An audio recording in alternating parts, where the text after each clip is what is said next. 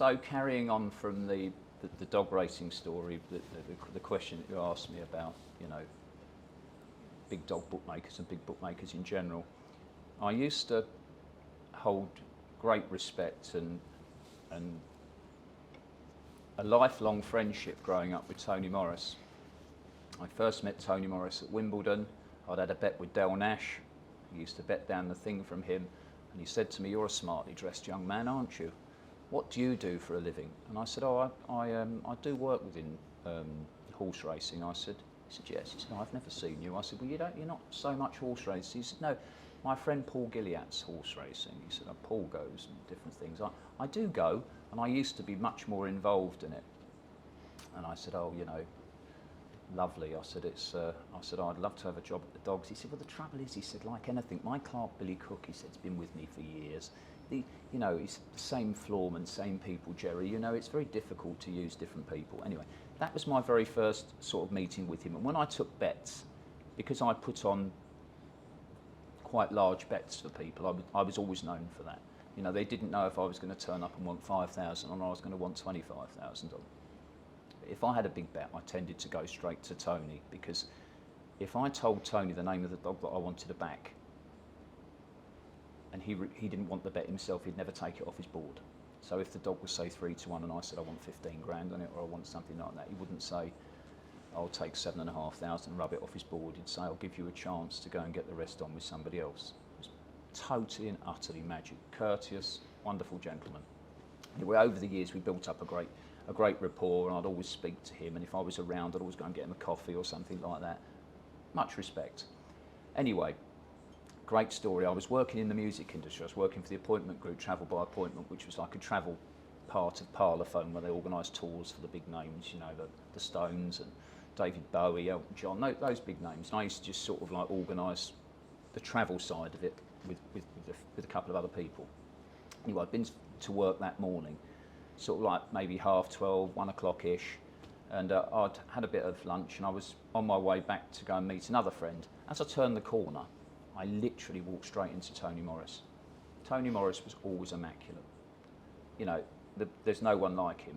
You know, I can only think of 2 people at the races that I've ever met that are as smart as Tony Morris, and that's the bookmaker Laurie Bond, who's one of my oldest friends, who's immaculate. You'll never see a hair out of place, and of course Mick, that's at the races, that bets very close to us, an older gentleman who's who's always just immaculate. They're the people that stand out. Anyway, I said to Tony, "Oh, hello Tony, how are you?" And he went, "I'm very good, Thanet." He said, "I've got a very busy day," he said, "but I'm going to give you a tip."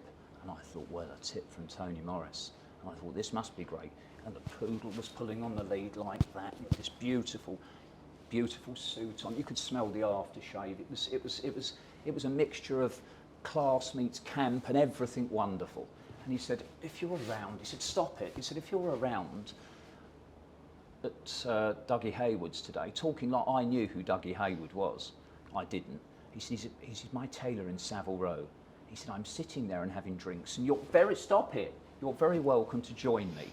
He said, "I know you're a fan," he said. "It's Michael Caine and Roger Moore." "Stop it and join it. You'll come, won't you? Maybe see you later. From 3, darling, from 3. And that was it. He just pulled away. So to think that I'd been invited out to go and sit on a couch with Roger Moore and Michael Caine, I never went.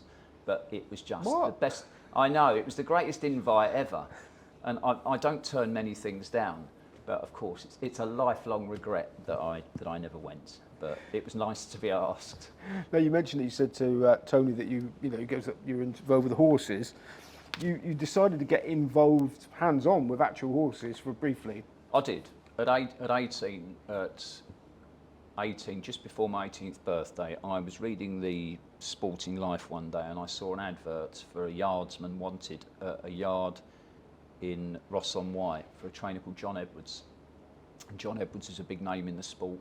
Pearlyman, he won 2 Queen Mother Champion chases. We had Yahoo, we had Yarbis. He was a top trainer. Venetia Williams was the lady amateur jockey that used to ride for the yard. Tom Morgan had shared the jockey championship in Ireland. He was the stable jockey. Our conditional Seamus McChrystal was just a great jockey. He died in a was found dead of a drug overdose in a flat in Bayswater some years back. He rode the winner of the Imperial Cup on Sproulston Boy.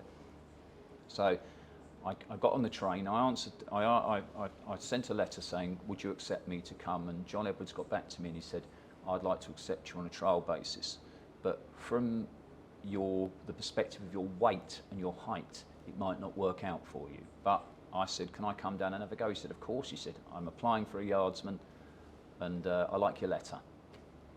So I went down on the train. I got to Ross on White, Caradog Court, and he was sitting on a big Hunter out on the cobbles, and I said, hello, I'm Jeremy, and he said, John, nice to meet you. I'll take you to your quarters. Got off the horse, tied him up, took me in, and there was this huge big farmhouse table. There were all these sort of young lads round it. Not so much lasses in those days. The people that I worked with in the stables were mostly men. They weren't stable lasses. They were more stable lads. And I had no real knowledge whatsoever. I knew the food went in one end and I knew what came out the other end, and that was literally it. They gave me something to eat and they said, right, here's your room and you start at 4:30. I thought, 4:30? Wow. I don't get up till sort of like 9:45. I'm playing cards all night. All of a sudden this new world opened up. Now, so you did that for 6 months. Yeah. Then you decided that you wanted to be involved with horse racing, but bookmaking. So Yeah. what was the, why the flip from one to the other and then the flip back again? Well, it was down to the I'd never have got into. I'd got this new thing in my head that I'd wanted to ride. But of course it wasn't a reality really, because I was too tall. It wasn't the weight issue, because the weight issue was fine. But I'd read in racing books that people like Lester Piggott were over 6 foot. And I had good balance again. I was quite a good skateboarder, and I know it sounds a weird thing to make comparisons to, but it's not. Anyone that can skateboard often is able to ride quite well. So I'd had a couple of times I'd been up on things. I actually won the Donkey Derby. There were 20 entries. So, and I remember getting off of it, and I won quite easily. And they said to me, "Well, you sit well on that donkey." That's about right. So I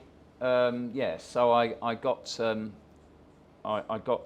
The sad thing about it was I would still like to have been that side of the fence. I don't know how my life would have obviously panned out, but it was inevitable that I was too heavy and too tall, and I had no real future in it. But I did think that I wanted to still be involved in racing at some level, and I thought and dreamt that I could still maybe ride in point to points or something like that.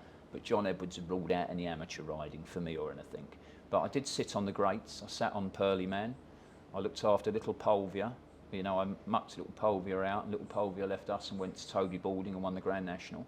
So it's nice to say that I've been associated with with a Grand National winner, and I loved it, and I think they loved me, and I had a great time. But it was the weight issue and the thing that forced me over to more the gambling side of things. So then you moved back to bookmaking, working with Jack Cohen. Now I remember the Cohens at Newbury. There'd be about 3 different Cohens, I think, betting on the in there. So what was? Well, I was at the horses one day. I was at Windsor, and I'd gone. It was a jump meeting, and I was in the bar, and there was this old sort of wizened old boy sitting there in a long black coat and a sort of a Homburg hat, and he was drinking scotch, and he was sitting there and he was looking around and he was arguing with everybody, saying, "That's not how it's going to be, I won't have that. Go away, go away. Who do you think you're talking to?" And I looked up on the optic, and he kept clicking his fingers, and the lady was giving him another one from this bottle that had JC on it, Jack Cohen, Johnny Walker Blue Label. And he kept getting a bit more tiddly, and I kept looking again. But what I was interested in doing was seeing his marks for the horses, because I realised he was somebody, because people kept coming in and going out and looking at him. And those people that were coming in and out were Bubbles, Coco Collins, who was a well-known antique dealer from Brighton, and Eddie, that used to stand for them, Eddie Starr. Eddie was their rep. And he kept saying, "Jack, you can't carry on doing this." So I now knew his name was Jack. "You can't keep doing this." And they were arguing. And I got literally in at the side and said, oh, come on, there's no need to sort of, have an argument and get on. And he said, "What's it got to do with you?" That's what Eddie Starr said. He said, "Blooming upstart." And Eddie was always, well turned out, well funny, always had a fag in his mouth. Class.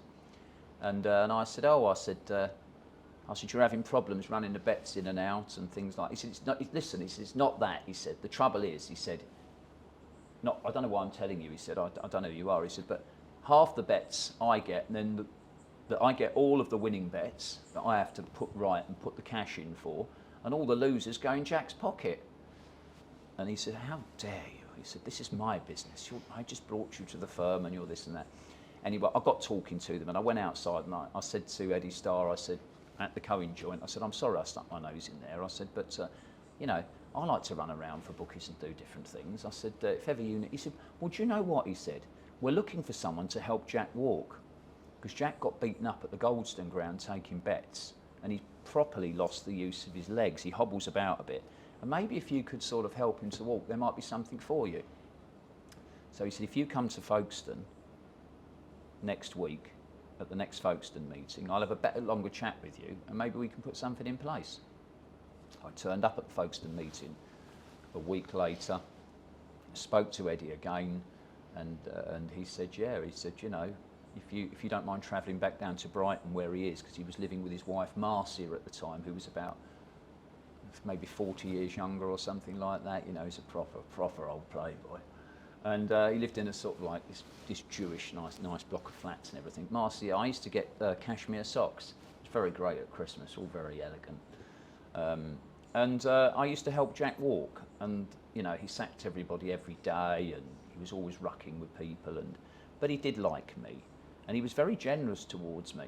And of course, I tried to play good cop, bad cop, because he was like, whatever you do, don't tell Eddie that this has just happened, because he'd just probably made £400 or £500. He'd be laying the like of the Jarvises, that he was very, very close to the Gifford people. And his Gifford stuff was amazing. If he'd sent me out to go and back a horse, maybe sort of have between sort of 3 and 5 grand on it, or maybe even maybe a little bit more, that would nearly win. And it's funny because he created a connection between me and the Gifford family in a completely different way. My partner, my long-term girlfriend, Victoria Higgs, ran the historic Royal Palaces of England. She used to run all the gift shops. And she once said to me, she said, oh, I've got we're moving. And I said, where are we moving to? And she went, we're moving to Findon. Ruth Gifford, which was Nick Gifford's wife, had rented her a house, a cottage. So I got more close again to the Gifford family later on. But that was how I got in with Jack Cohen. Okay, now, organised crime wasn't that far away. Not saying with the Cohens, but in your radius. Yeah, well, when I started going to the races and I started doing bits for Jack, I also, when he wasn't there or I wasn't needed, I used to go and do bits for other bookmakers. I used to do bits occasionally for Terry and Son. I don't know if you remember Terry and Son. Gary Wilkes used to call him Terry's All Gold. It was Gary Greatwood, and it was his father's business, Gilbert Greatwood. So I used to do little bits for him occasionally, bits and bobs running around. And I used to do bits for another bookmaker, Terry Barfoot. And that was a funny meeting with Terry Barfoot, because I clerked one day for him at the races. He didn't really know me from Adam, but the guy that used to prop, not always prop Terry. Terry didn't need propping at all. He was one of the, again, he was a class element. He used to have carpet shops and different things. He was cool. Always had a suntan. Looked like Cary Grant. But one of his friends that used to be there, and if he needed money, he would always help him, was Terry Sansom, who's was a legendary gangland figure with the Richardsons. So I knew him, and I knew he was a fearful figure. His nephew was Kenny Sansom, who captained Arsenal and played for England, and he was the money side of that family. So I'm working for Terry. I worked on lots of other occasions for Terry. I used to get given the packets of money from Mr. Sansom, and then when it was needed, they would go into the bar and drink champagne, and then if I ran out of money to pay customers out, I went and got a bit more, or they packed up. And then Uncle Terry went on the chase to try and get back his bookmaking losses gambling, and that often wasn't very successful.